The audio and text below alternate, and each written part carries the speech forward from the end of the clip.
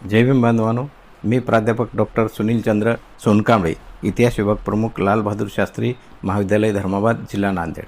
बांधवांनो, या देशातील अमानुष व्यवस्थेने कित्येक वर्षे आपल्या अमानुष वृत्तीने तुडवून नासवलेल्या मनुष्यवस्तीला आपल्या अथक परिश्रमाने, महत् कष्टाने सुपीक करून भारतीय घटनेचे शिल्पकार डॉक्टर बाबासाहेब आंबेडकरांनी त्यात विशाल अशा प्रकारच्या घटनात्मक लोकशाहीची पेरणी केली आणि ती पेरणी करताना माणुसकीचा मळा फुलवला आणि त्या मळ्यामध्ये त्यांनी आरक्षणाचे विशाल अशा प्रकारचे झाड लावले आणि त्या झाडाची फळे खाण्यासाठी म्हणून या देशातील हिंदू धर्माने ज्यांना माणुसकीपासून वंचित ठेवलं त्या तमाम हिंदू, बहुजन, उपेक्षित, वंचित, दुर्लक्षित, बहिष्कृत बांधवांना या आरक्षणाची फळे खाण्याची संधी दिली.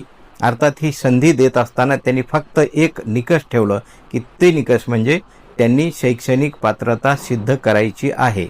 आणि डॉक्टर बाबासाहेब आंबेडकरांच्या या शैक्षणिक पात्रतेच्या निकषामध्ये खरे उतरणारे सर्वाधिक लोक या महाराष्ट्रातील, विशेष करून देशातील आणि विशेष करून महाराष्ट्रातील बौद्ध धर्मीय बांधव आहेत, महार बांधव आहेत. म्हणून त्यांनी प्रचंड मोठ्या प्रमाणामध्ये आज महाराष्ट्राच्या कानाकोपऱ्यामध्ये अगदी शिक्षकापासून ते सनदी अधिकाऱ्यापर्यंतच्या सर्व स्तरातील नोकऱ्यांवर ते विराजमान झालेले आहेत. आणि एकूणच ह्या आरक्षणाची फळे खाऊन त्यांनी मोठ्या प्रमाणामध्ये स्वतःचं जीवन सोनेरी करून घेतलेले आहे. आणि हे जीवन सोनेरी करून घेतल्यानंतर त्यांनी मान सन्मानाचं जीवन जगत असताना डॉक्टर बाबासाहेब आंबेडकरांना शेवटपर्यंत आणि अखेरपर्यंत त्यांनी प्रमाण मानलेलं आहे. म्हणून त्यांचं जीवन हे सोनेरी झालेलं आहे.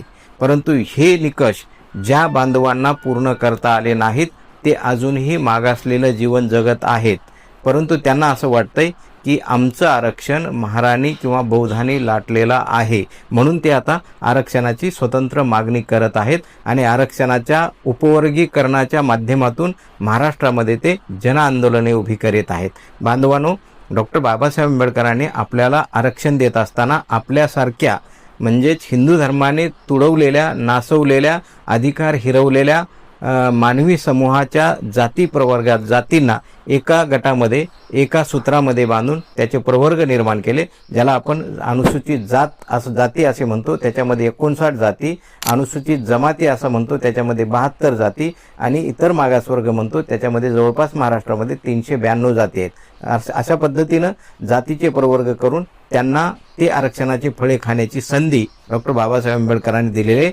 आणि त्यासाठी फक्त शिक्षणाचे निकष ठेवलेले आहेत. आणि आपण ते निकष पूर्ण करा आणि आरक्षण आपल्या सगळ्यांनाच खाता येईल. आपल्याला सर्व जागा, मोक्याच्या जागा आपल्याला जिंकता येतील, त्या जागेवर विराजमान होता येईल. जे बौद्धांनी केलं ते तुम्हाला देखील करता येणार आहे. फक्त शाळेकडे आणि शिक्षणाकडे तुम्ही सकारात्मक दृष्टीनं पाहिलं पाहिजे. परंतु ते न करता कोणाचं तरी म्हणण्यावरून जर तुम्ही आम्हाला स्वतंत्र आरक्षण पाहिजे असं म्हणत असाल तर बांधवांनो, आपण एक गफलत करत आहोत की आधीच घटनेची, संविधानाची नासधूस करू इच्छिणारी प्रवृत्ती या देशामध्ये पुन्हा एकदा प्रबळ होत आहे. आणि त्या प्रवृत्तीला आपण कुठंतरी या माध्यमातून आरक्षणाची तोडफोड करण्याचं शस्त्र त्याच्या हातात देतो. अशा पद्धतीनं आपली वाटचाल सुरू आहे आणि याचा विचार आपल्याला करायला पाहिजे. आपण या माध्यमातून संविधानाची नासधूस आणि आरक्षणाची तोडफोड करण्याचं एक कोल किंवा शस्त्र त्यांच्या हातामध्ये देणार आहोत की काय,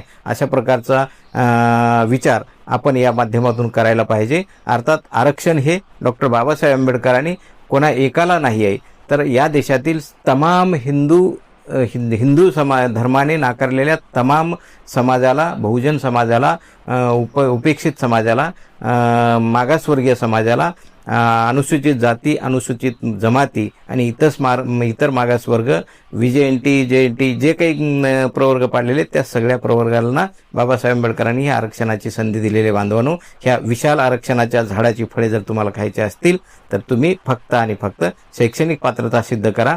शैक्षणिक पात्रता सिद्ध न करता आमचं आरक्षण कोणीतरी खाल्लंय किंवा बौद्धांनी खाल्लंय म्हणून बाबासाहेब आंबेडकरांवर किंवा बौद्ध धर्मियांवर टिप्पणी करणे किंवा त्यांची टिंगलटवाळी करणे म्हणजे आपल्या बापाच्या रोटीला आपण बैमान होणे अशा प्रकारचं ही आपली वृत्ती आहे. आणि ही वृत्ती थांबवा. केवळ आणि केवळ शिक्षण घ्या आणि त्या माध्यमातून आरक्षणाची फळे खा, अशा प्रकारची मी विनंती आपणा सर्वांना करतो. बांधवांनो, जय भीम.